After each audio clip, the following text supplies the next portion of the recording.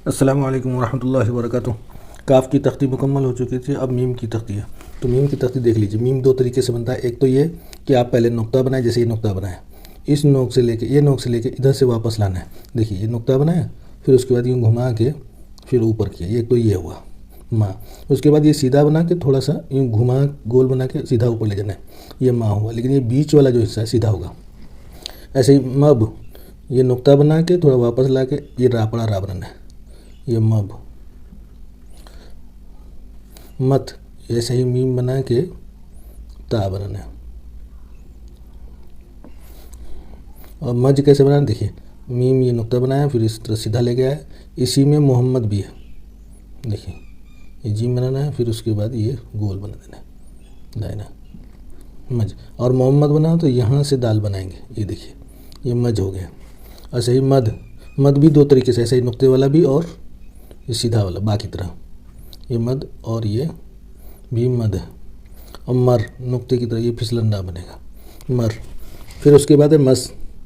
Meme बनाने के बाद सीन के शोशे बनाएंगे। याद रहेगा सीन के शोशे एक दूसरे से नीचे होंगे, मस। ऐसे ही मश,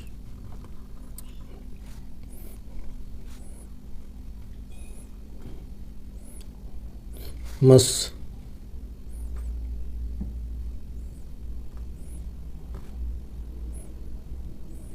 मत। उसके बाद है माँ।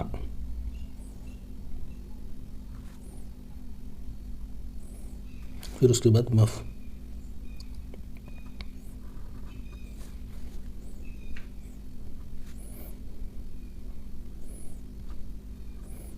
ये मीम की आधी तख्ती हो गई। और जुमला है सबके आखिर में,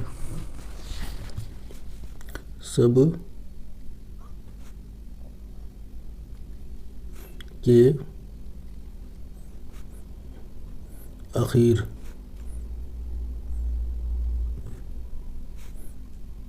में, ये वाला मीम बनाया।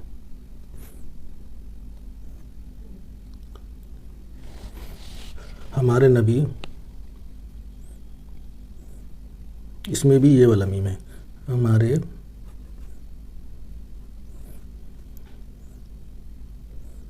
नबी सल्लल्लाहु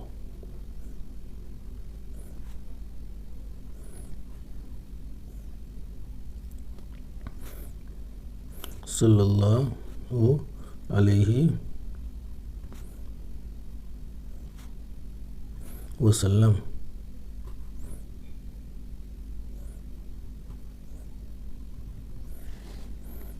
आए।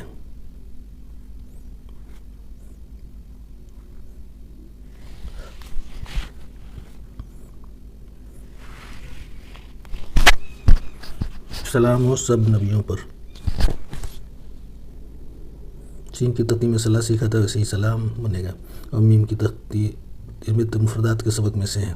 सलाम हो सब नबियों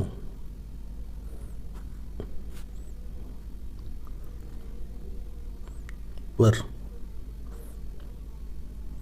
आज का सबक बस इतना ही। अस्सलामु अलैकुम वरहमतुल्लाहि वबरकातुहू।